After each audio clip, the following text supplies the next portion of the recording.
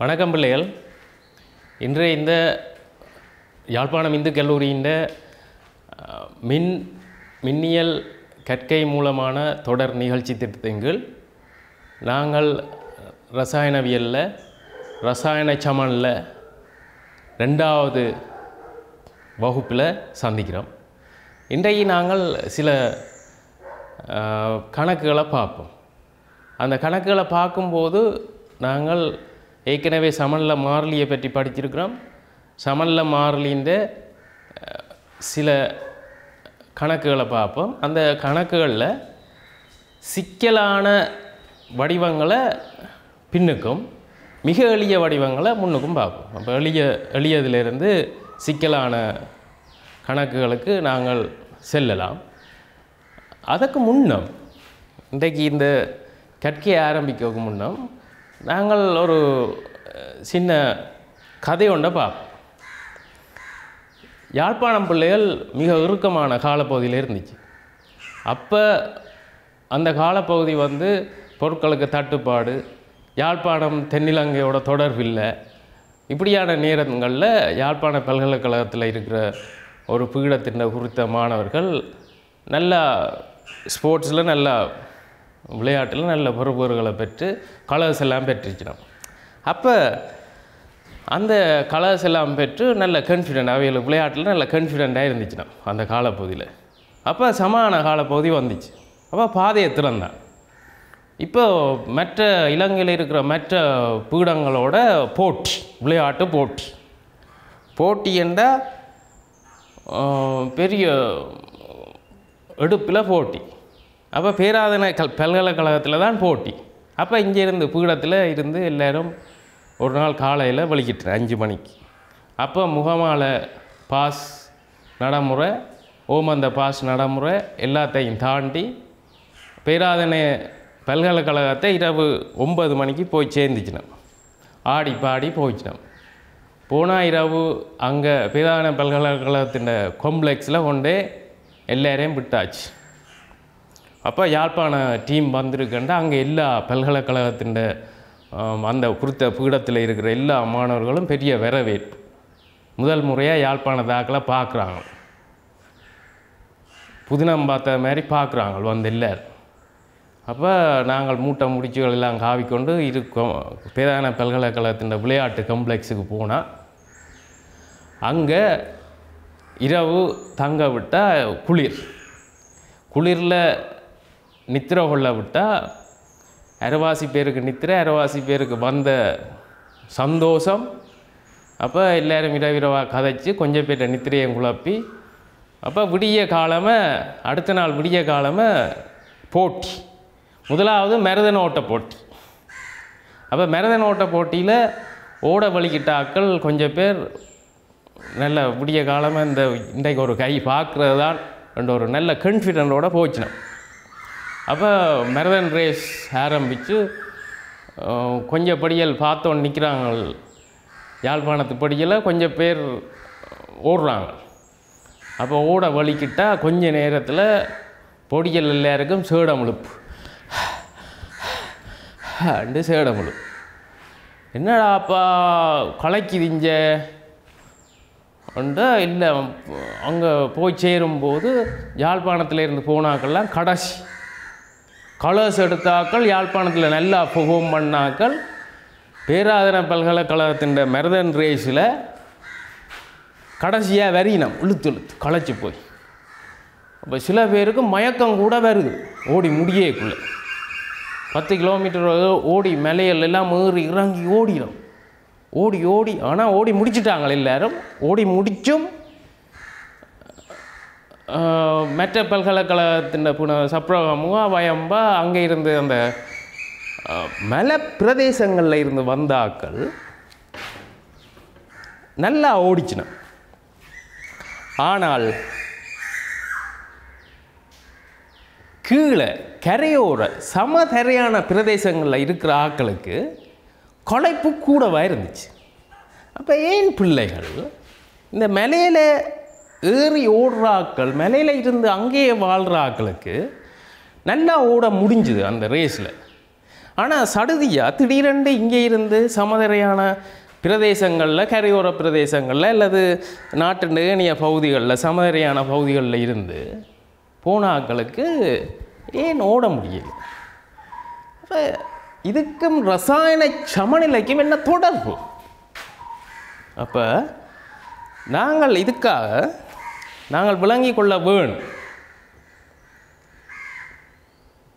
என்ன ஆக்சிஜனுடைய பற்றாக்குறை அல்லது உடம்பில் ஏதோ ஒரு மாற்றம், உடற்தொழிலியல் மாற்றம் நடந்திருக்க வேணும். ஆகையால் தான் இது நடந்திருக்கு. அப்போ உடலில் எங்களுடைய இரத்த சுற்றோட்ட தொகுதி ஒரு மூடிய குருதி சுற்றோட்டம். இந்த மூடிய குருதி சுற்றோட்டத்தில் உடம்பில் வெப்பநிலை மாறாது பேணப்படுகிறது. அப்போ இந்த மூடிய தொகுதி ஒன்றுக்குள்ளே வெப்பநிலை மாறாத போது அங்கே ஒரு சமநிலைகள் கணக்க சமநிலை இருக்குது உடல் தொழிலியலில். அங்கே இன்னொரு சமநிலை என்னென்னா ஆக்சிஜன் சமநிலை. அப்போ நாங்கள் ஆக்சிஜன் சமநிலை உடலுக்குள்ளே பேணப்படுகின்றது. ஆக்சிஜன் தேவை. ஆக்சிஜன் தேவை ஏன்? குளுக்கோஸை உடைக்க, குளுக்கோஸை ஆக்சிடேஷன் செய்ய ஆக்சிஜன் தேவை. ஆக்சிடேஷன் நடந்தால் தான் ஏடிபி சக்தி வரும். ஏடிபி சக்தி கிடைச்சாதான் நல்லா வேலை செய்ய முடியும். அப்போ கிட்டத்தட்ட 430 மீட்டர் உயரத்தில் இருக்கிற பேராதன பல்கலைக்கழகம், கடல் மட்டத்தில் இருக்கிற யாழ்ப்பாண பல்கலைக்கழகம், கடல் மட்டத்தில் இருந்து ஒரு சிறிய உயரத்தில் இருக்கிற யாழ்ப்பாண பல்கலைக்கழகம், அது அங்கே ஆக்சிஜன் செறிவு பௌதிகமுக்கம் மிக அதிகம். ஆனால் பேராதன உயரமான இடங்களில் இருக்கிற பௌதிகமுக்கம் மிக குறைவு. அப்போ ஆக்சிஜன் பௌதிகமுக்கம் இங்கே முக்கியம். அப்போ சிலவுல ஆக்சிஜன் பௌதிகமுக்கம் குறைஞ்சால் ஆக்கள் கோமா நிலைக்கு கூட போவார்கள். அதை சரியாக நாங்கள் ரீட் பண்ணாமல் விட்டோம்னு சொன்னால் இறப்பு சம்பவம் கூட ஏற்படும். அப்போ இந்த அறிவுங்களுக்கு ரசாயன சமநிலை பற்றிய அறிவோடு நாங்கள் சேர்த்து பார்க்குறது முக்கியமானது. அதுக்காக நாங்கள் இங்கே ஒரு வீடியோவை பார்ப்போம் பிள்ளைகள். இங்கே பார்த்தீங்களன்னு சொன்னால் மனிதண்ட சுவாச சுற்றோட்ட தொகுதியில் ஆக்சிஜன் லோட் பண்ணப்படும். அது கலங்களுக்கு சென்று ஆக்சிஜன் ரிலீஸ் பண்ணப்படும். இந்த ஆக்சிஜனை லோட் பண்ணும்போது செங்குருதி சிறுதுணிக்கைகளுக்கு இருக்கிற ஹீமோகுளோபின் மூலக்கூறுகள் ஆக்சிஜனை பற்றும். இங்கே ஆக்சிஜன் மூலக்கூறுகள் சுவாச பையக்க கிடக்குது. இங்கே லோட் பண்ணப்படுது செங்குருதி சிறுதுணிக்கைகளுக்குள்ள. அங்கே ஹீமோகுளோபின் என்ற மூலக்கூறு ஆக்சிஜனை ஏற்று ஒட்சி ஹீமோகுளோபின் என்ற ஒரு சேர்வையை உருவாக்கும். இந்த ஒட்சி ஹீமோகுளோபின் என்ன செய்யும்னு சொன்னால் குருதி சுற்றோட்ட தொகுதிக்குள்ளாக பாய்ந்து திரும்ப கலங்களுக்குள்ள சென்று இந்த ஆக்சிஜனை கலங்களுக்கு அருகில் சென்று இந்த ஆக்சிஜனை ரிலீஸ் பண்ணும். இந்த ஆக்சிஜன் மூலக்கூறுகள் கலங்களுக்குள்ள ரிலீஸ் பண்ணும். இது ஒரு ஒட்சி ஹீமோகுளோபின் மூலக்கூறு. இங்கே ஆக்சிஜன் இரும்பு மூலக்கூறுகளில் பற்றப்பட்டு இங்கே ஆக்சிஜன் திரும்ப கலங்களுக்குள்ள விடப்படும். ஆக்சிஜன் கலங்களுக்குள்ள விடப்படும் போது கலங்கள் பற்றிக்கொள்ளும். இப்போ ஆக்சிஜன் பௌதிகமுக்கம் இங்கே செல்வாக்கு செலுத்தும். ஆக்சிஜன் பௌதிகமுக்கம் அதிகரிக்க இந்த மீளுந்தாக்க சமநிலையில் ஒட்சி ஹீமோகுளோபின் மூலக்கூறுகள் தோற்றுவிக்கும் முகமாக தாக்கம் நடக்கும். இந்த ஒட்சி ஹீமோகுளோபின் மூலக்கூறுகள் அதிகரிக்க கலங்களுக்கு அதிக ஆக்சிஜன் கிடைக்கும். இங்கு இந்த பேராதன பல்கலைக்கழகத்தின் உயரமான பகுதியில் ஆக்சிஜன் பௌதிகமுக்கம் குறைவு. ஆக்சிஜன் பௌதிகமுக்கம் குறைவினால் அங்கு ஹீமோகுளோபின் மூலக்கூறுகள் மட்டுப்படுத்தப்பட்டதால் இந்த தாக்கம் இங்கே நோக்கி நடக்கும். ஹீமோகுளோபின் மூலக்கூறுகளை தோற்றுவிக்கும் முகமாக இந்த தாக்கம் நடக்கும். எனவே இங்கே ஒட்சிஹீமோகுளோபின் மூலக்கூறுகள பற்றாக்குறை நிலவும். ஒட்சிஹீமோகுளோபின் மூலக்கூறுகள பற்றாக்குறை நிலவ கலங்களுக்கு கிடைக்கின்ற ஒட்செண்ட அளவு குறையும். எனவே ஒருவர் மயக்க நிலைக்கு போகிறதுக்கான சாத்தியம் காணப்படும். இங்கே நீங்கள் பார்த்தீங்களன்னு சொன்னால் இந்த சமநிலையில் ஒட்சிஹீமோகுளோபின் மூலக்கூறுகள் மேலையும் ஒட்சிஜன் ஹீமோகுளோபின் மூலக்கூறுகள் கீழையும் காணப்படும். அப்போ இந்த சமநிலை மாறிலியை நாங்கள் வச்சுக்கொண்டு இந்த சமநிலை எங்கே நோக்கி நகரும்? இடப்பக்கம் நோக்கி நகரும். இடப்புறம் நோக்கி நகர்ந்தால் அங்கு ஒட்சிஜன் பற்றாக்குறை நிகழும். எனவே ஒருவருக்கு மயக்க நிலை ஏற்படும். எனவே நாங்கள் இங்கே இதை விளங்கி கொண்டு பாடத்துக்கு போவோம். அப்போ நாங்கள் இங்கே ரசாயன சமநிலையில் நாங்கள் எளிய சில வினாக்களை பார்த்து கொண்டு பின்பு சிக்கலான வினாக்களுக்கு போவோம். முதலாவதாக நாங்கள் ரசாயன சமநிலையில் எளிய வினாக்களை பார்ப்போம். எளிய வினாக்களில் சமநிலை மாறிலிகளை எழுதுதல். சமநிலை மாறிலிகளை முதல் எழுதுறதை பற்றி பார்ப்போம். அப்போ இங்கே தரப்பட்ட இந்த சமநிலை மாறிலியை எழுத சொல்லி கோவைகள் மீளும் தாக்க சமநிலைகள் தரப்பட்டிருக்கு. அப்போ முதலாவது ஏக்கான சமநிலை மாறிலி.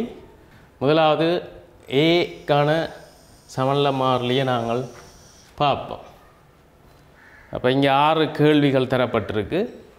நீங்கள் இந்த வீடியோவை பவுஸ் பண்ணுறதுக்கு மூலமாக இந்த 6 கேள்விகளையும் நீங்கள் குறித்து கொள்ளுங்க. அப்போ முதலாவது நாங்கள் பார்ப்போம். முதலாவது நீங்கள் பார்த்தீங்களன்னு சொன்னால் முதலாவதுக்கான சமநிலை மாறிலி இங்கே பார்த்தீங்களன்னு சொன்னால் HF aqueous, H2O liquid, H3O plus aqueous, F minus aqueous. அப்போ இங்கே aqueous வடிவில் காணப்படுது. எனவே சமநிலை மாறிலி எங்களுக்கு கேசியா கேபியா பொருத்தம் என்றதை நாங்கள் பார்த்து கொள்ளலாம். அப்போ கேபி இங்கே பொருத்தம் இல்லை. ஏனெண்டா இங்கே எல்லாம் காணப்படுறது முழுக்க எல்லாம் லிக்விடும் எக்வஸ். எனவே செறிவுக்கான சமநிலை மாறிலியை மட்டுமே நாங்கள் இந்த முதலாவது ஏக்கு எழுத முடியும். அப்போ செறிவுக்கான சமநிலை மாறிலியை நாங்கள் எழுதும்போது நாங்கள் முதலாவதாக கேசி இதில் பார்த்தீங்களன்னா தாக்கம் சமப்படுத்தப்பட்டிருக்கும். எல்லாத்துக்கும் பௌதிக நிலைகள் குறிக்கப்பட்டிருக்கும். இதுதான் சமநிலை மாறிலிக்கான கோவை எழுதுறதுக்கு முக்கியத்துவம். கேசி சமன் விளைவுகளின் செறிவுகள், விளைவுகளின் செறிவுகள் இங்கே ரெண்டும் எக்வஸ் F மைனஸ், அதன் கீழ் தாக்கிகளின் செறிவு. இங்கே தாக்கிகளை பார்த்தீங்களா HF எக்வஸ் போடுவோம்.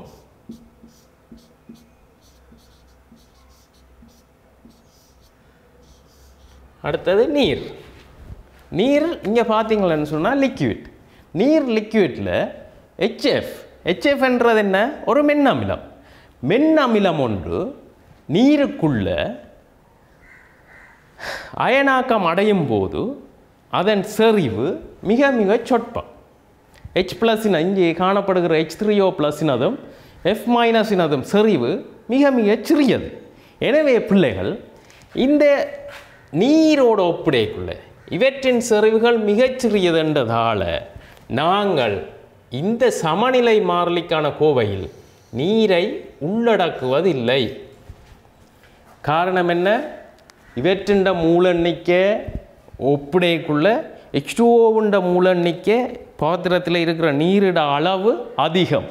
ஆனால் HF மென்னமிலம் என்றதால் அதன் அளவு குறைவு. எனவே நாங்கள் சமநிலை மாறிலிக்கான கோவையில் இதனை உள்ளடக்குவதில்லை. அடுத்ததாக பார்ப்போம் ரெண்டாவது வினா. அப்போ நாங்கள் இங்கே கேசியும் எழுத முடியும், கேபியும் எழுத முடியும். இவை வாயு, இவை வாயு, இவை வாயு. தாக்கம் சமநிலைப்படுத்தப்பட்டிருக்குது, பௌதிக நிலைகள் குறிப்பிடப்பட்டிருக்குது. எனவே KC சமன் விளைவுகளின் பீசமான வலுவேற்றப்பட்ட விளைவுகளின் பீசமான வலுவேற்றப்பட்ட செறிவின் கீழ் தாக்கிகளின் பீசமான வலுவேற்றப்பட்ட செறிவு.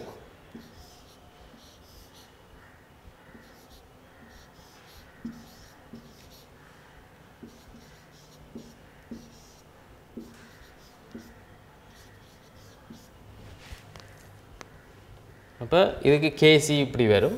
KP எழுத சொல்லி கேட்டால் KP எழுத முடியும் இதற்கு. அப்போ NO2 பௌதிக முக்கம் அது இந்த வர்க்கத்தின் கீழ் NOவின் பௌதிக முக்கம் அது இந்த வர்க்கம் தர ஒட்சண்ட பௌதிக முக்கம். இங்கே நாங்கள் இந்த சமநிலை தாக்கத்துக்கு மீளும் தாக்கத்துக்கு நாங்கள் KCயும் எழுத முடியும், KPயும் எழுத முடியும். அடுத்தது மூன்றாவது வினாவை பார்த்தீங்கன்னு சொன்னால், மூன்றாவது வினாவில் இங்கே பார்த்தீங்கன்னு சொன்னால் இது எக்வஸ் நீர் லிக்விட். அப்போ நாங்கள் இங்கே KP எழுத முடியாது, KC எழுத முடியும். அப்போ KCக்கான கோவையை பார்த்தோம்னு சொன்னால் விளைவுகளின் செறிவு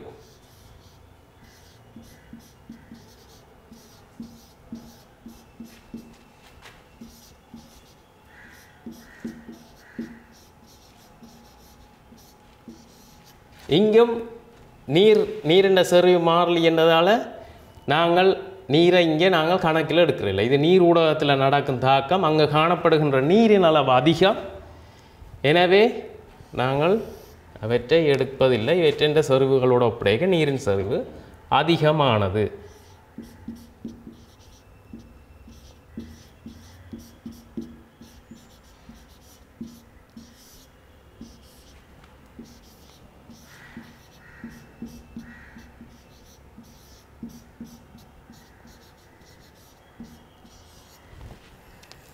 தம்பி சரியா? ரைட். அப்போ 3 கேள்விக்கு நாங்கள் சமநிலை மாறிலி எழுதுறது கோவை படிச்சிட்டோம். அடுத்தது இவற்றுக்கு பாருங்க. அவற்றை விட இவியல் கொஞ்சம் வித்தியாசமானது. நீங்கள் ஒருக்கா ட்ரை பண்ணுங்க பார்ப்போம். சரி தம்பி இங்கே கவனிங்கோ. முதலாவது பார்த்தீங்களன்னு சொன்னால் அமோனியம் செலனேட் சொலிட் அமோனியா கேஸையும் H2SCயையும் கேஸையும் தோற்றுவிக்கிறது. அப்போ இங்கே விளைவுகளை பார்த்தீங்களன்னு சொன்னால் ரெண்டும் கேஸ். இங்கே திண்மத்தை பார்த்தீங்களன்னு சொன்னால் சொலிட்டாக காணப்படுது. திண்மங்களும் அதே போல தான். திண்மங்களின் செறிவுகள் இங்கே சமநிலையில் தாக்கம் செலுத்துவதில்லை. திண்மங்களின் செறிவுகள் இந்த சமநிலை மீளுந்தாக்க சமநிலை தொகுதியில் நாங்கள் திண்மங்களின் செறிவுகளை நாங்கள் புறக்கணிக்கின்றோம். நாங்கள் சமநிலை மாறிலிக்கான கோவையில் உள்ளடக்குவதில்லை. அப்போ இங்கே பார்த்தீங்களன்னு சொன்னால் முதலாவதுக்கு KC எழுத முடியும்,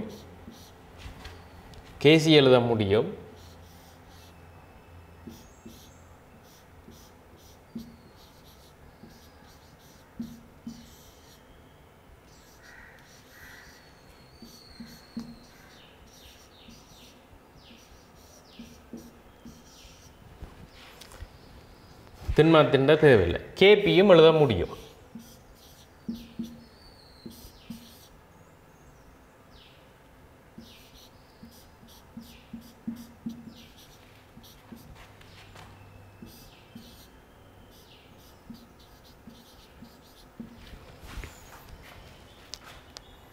ரெண்டாவது தாக்கத்தை பாருங்க. ஈயில் ஈக்கான விட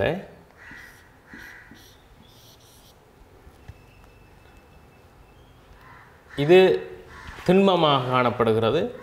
இது எக்வஸ் Cl - எக்வஸ் அப்போ நாங்கள் இங்கே கேசி மட்டும்தான் எழுத முடியும், கேபி எழுத முடியாது. எனவே இதற்கான கேசிக்கான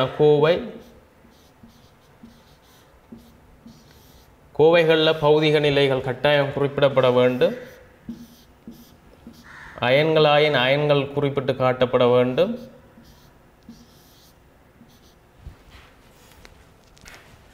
அடுத்தது எஃப்பை பார்த்தீங்கன்னு சொன்னால் எஃப்ஃபுக்கான விடை இங்கே P4 solid. எனவே திண்மங்களுக்கான செறிவுகள் மீளுந்தாக சமன்ல தொகுதியின் சமன்ல மாறிலிக்கான கோவையில் நாங்கள் குறித்து காட்டுவதில்லை. எனவே இங்கே கேசி எழுத முடியும். இங்கே வாயுக்களாக இருக்கிறதால நாங்கள் இவர் லிக்விட் இவர் வாயு, எனவே நாங்கள் கேபியும் எழுத முடியும். அப்போ இதற்கான கேசிக்கான கோவை வந்து 1 கீழ் இது லிக்விட் என்றபடினால திரவங்களின் செறிவும் மாறி நாங்கள் கேசிக்கான கோவையில் நாங்கள் உள்ளடக்குவதில்லை. எனவே Cl2 கேஸ் அதன் செறிவின் 6ஆம் அடுக்கு கேபிக்கான கோவையில் 1 கீழ் P Cl2 to the power 6 6ஆம் அடுக்கு. இவ்வாறு நாங்கள் கேசிக்கான கோவைகளை எழுத முடியும் மாணவர்கள். ரைட், அடுத்த பகுதி வினாவுக்கு நாங்கள் போவோம். அப்போ இங்கே மாணவர்கள் கவனிங்கோ, சமன்ல மாறிலிகளை கணித்தல். இது ஒரு கணிப்பு சம்பந்தமான கணக்கு.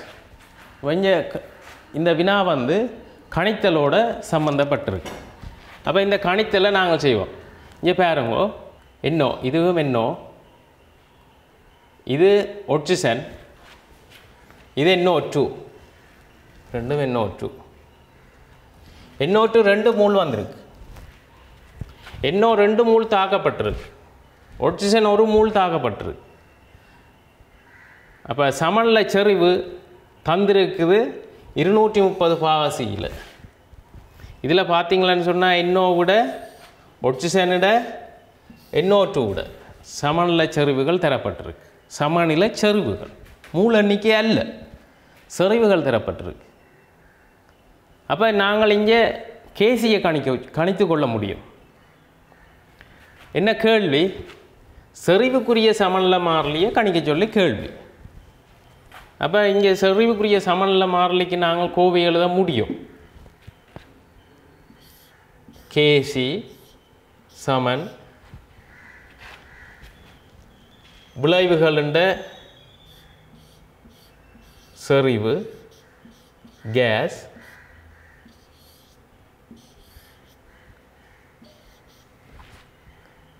தாக்கிகளின்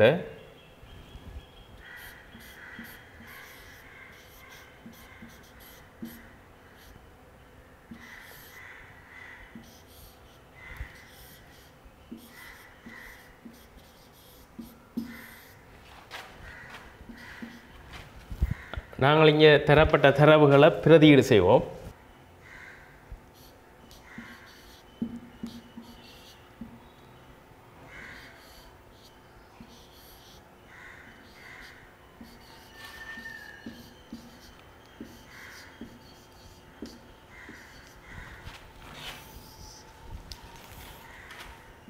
தரவுகளை நாங்கள் அவ்வாறே பிரதியீடு செய்வோம்.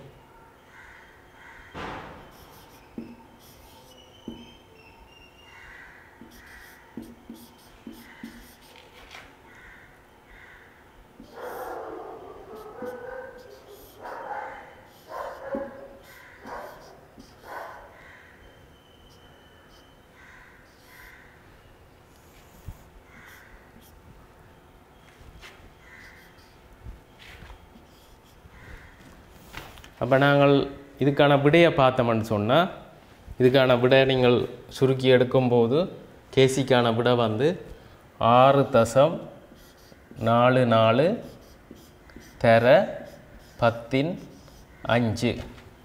கேசிக்கான பெருமானம் இங்கே எங்களுக்கு 10/5 அடுக்குகளில் பெறப்பட்டது. 10 5 அடுக்குகளில் பெறப்பட்டது. இது மிக மிக பெரிய பெருமானம், ஒன்றை விட மிக மிக பெரிய பெருமானம், கேசிக்கான பெருமானம். எனவே இங்கு இந்த மீள் தாக்கத்தில் விளைவுகள் அதிகமாக காணப்படும். தாக்கிகளை விட விளைவுகள் சார்பாக இந்த சமநிலை நகர்ந்தது அதிகமாகும். விளைவுகள் அதிகமாக காணப்படுது. விளைவு எண்ணோற்று. அப்போ இங்கே எண்ணோற்று உற்பத்தி அதிகமாக காணப்படுகின்றது தாக்கிகளை விட. இப்போ கேசியின் பெருமானத்தை நாங்கள் வைத்துக்கொண்டு நாங்கள் இந்த சமநிலை தாக்கங்களை நாங்கள் 2 வகையாக சொல்லலாம். ஒன்று, இந்த கேசியின் பெருமானம் ஒன்றை விட மிக மிக பெரிதாக இருப்பின், அதாவது அது 10⁻³ விட மிக பெரிதாக இருப்பின், அது கிட்டத்தட்ட ஒரு முடிவுற்ற தாக்கம். கிட்டத்தட்ட ஒரு முடிவுற்ற தாக்கம். இது 1 விட மிக மிக சிறிதாக இருப்பின், 10⁻³ அதனை விட சிறிதாக மிகச்சிறிதாக இருப்பின், கிட்டத்தட்ட அந்த தாக்கங்கள், அந்த மீளும் தாக்கங்கள் நடைபெறாது என்ற வகையில் நாங்கள் இங்கே கூற முடியும். அதாவது 10⁻³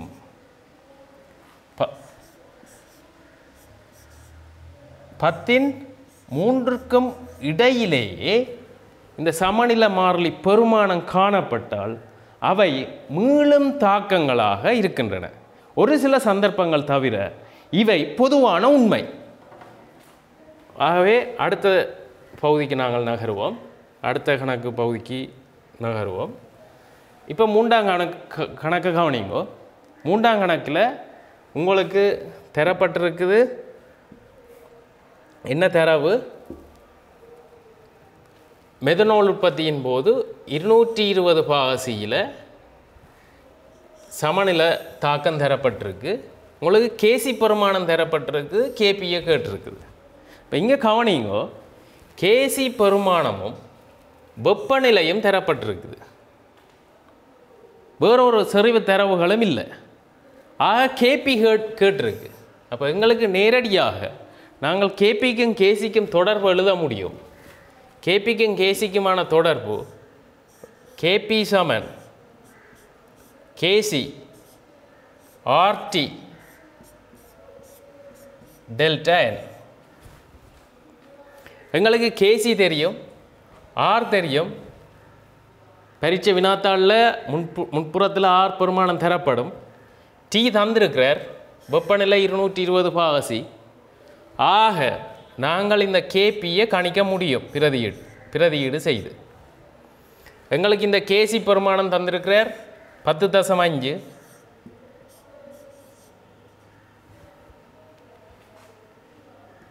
தர ஆருக்காக நாங்கள் இங்கே 0.082 பிரதியீடு செய்வோம். இங்கே வெப்பநிலை கெல்வினில் 220 சக 273 493 கெல்வின் வெப்பநிலை பிரதியீடு செய்யும் போது எங்களுக்கு மூல் மாற்றம் தேவைப்படுகிறது. மூல் மாற்றத்தை நாங்கள் விளைவுகள் என்ற மூலெண்ணிக்கையின் தாக்கிகளின் மூலெண்ணிக்கை.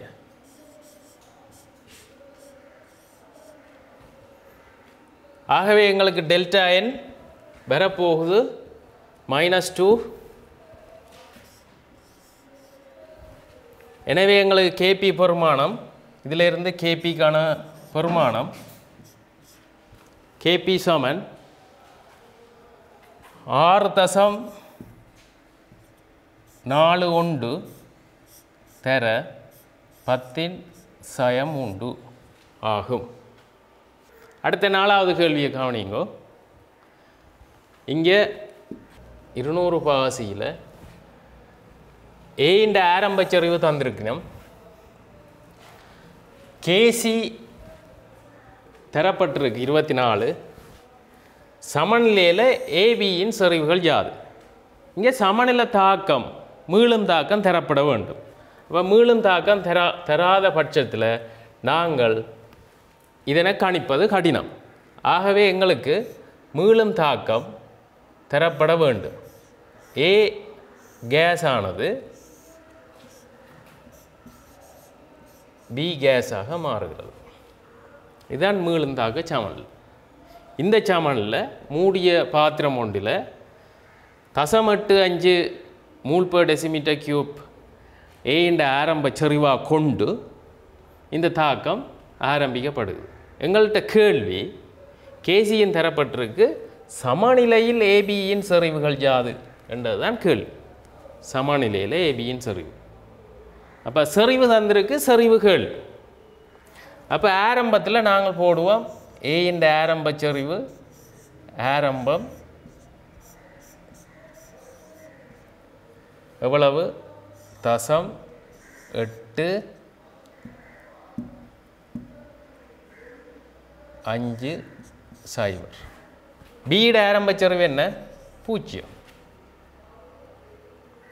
அப்போ எவ்வளவு ஏ பியா மாறி இருக்கும் எங்களுக்கு தெரியாது அப்போ பி சமநிலையில் எங்களுக்கு எக்ஸ் மூல செறிவுண்டு எடுப்போம் எக்ஸ் மூல் per டெசிமீட்டர் கியூப் செறிவு அப்போ இது எக்ஸ்ண்டா இதில் இருந்து ஒரு மூல் தாக்கினா ஒரு மூல் வரும் ஆகவே எக்ஸ் மூல் பிரிஞ்சு அழிஞ்சு தான் எக்ஸ் மூல் உருவாகும் எக்ஸ் மூல் per டெசிமீட்டர் கியூப் அப்போ செறிவுகள் இங்கே இப்படி வரும் செறிவு தரப்பட்டிருக்கு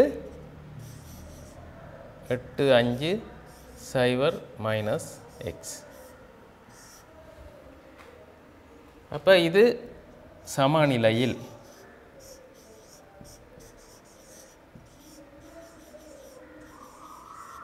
சமநிலையில் செறிவு நாங்கள் இங்கே நேராக எழுத முடியும் இலகுவான கணக்கு அப்போ நாங்கள் கேசி தரப்பட்டிருக்கு எக்ஸை காண வேணும் கேசி தரப்பட்டிருக்கு எக்ஸை கண்டால் நாங்கள் எக்ஸ் தான் பியின் சமநிலை செறிவு பேருந்து எக்ஸ் 0.85 இருந்து எக்ஸை கழிச்சா எங்களுக்கு ஏயின் செறிவு வரும் சமநிலையில் அப்போ இங்கே கேசியில் நாங்கள் பிரதியீடு செய்வோம்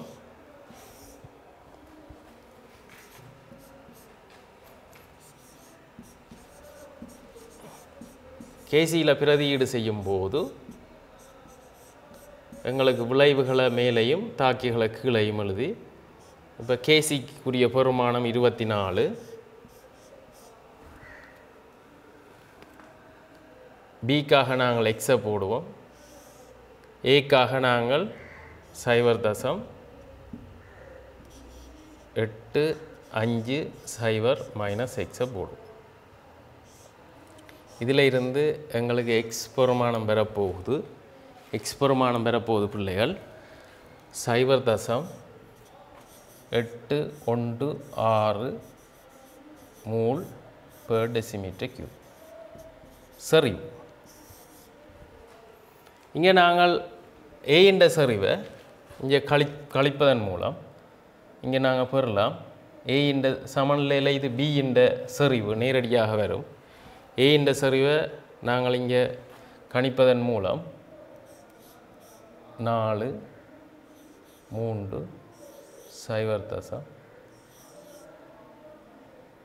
ஏ என்ற சமநிலை செறிவு